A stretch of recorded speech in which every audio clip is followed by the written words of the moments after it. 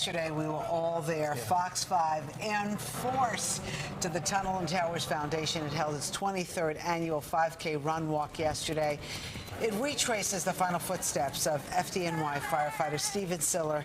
He was killed responding to the 9/11 terrorist attack. Fox 5, of course, partnered with the Run Walk. Arthur Chien found that hope is one of the stronger emotions at this event.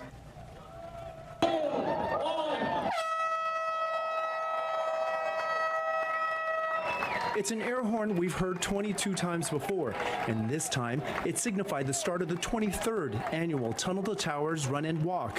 What started with 1,500 participants then has grown to 40,000 now, some running, some walking, others volunteering, all with the purpose of reshaping the most horrifying chapter in our city's history into an unmistakable message of hope.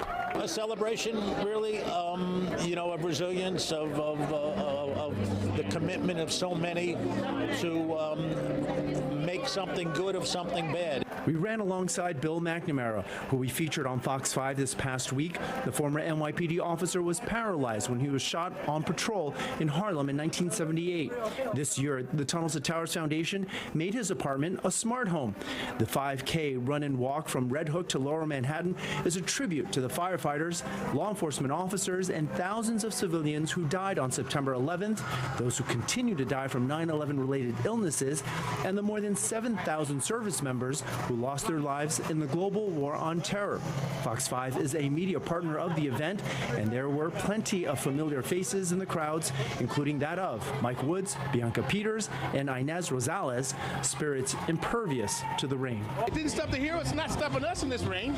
Prideful, incredible, exciting, hopeful, all the emotions, all felt at once. While runs often focus on the runners, this is one in which those who line the race are equally important, whether it's those who carry the banners of the faces of the 343 firefighters stolen from us that day, to the diverse faces of the young, many born after 2001, but relentlessly cheering the heaviness out of the bodies trudging through the rain. There's nothing like New York, and one of the things about the beauty of it is to be able to turn something tragic into something positive. It's taken 23 years, but it seems to be a city no longer looking for a light at the end of the tunnel. Arthur Chien for Good Day New York.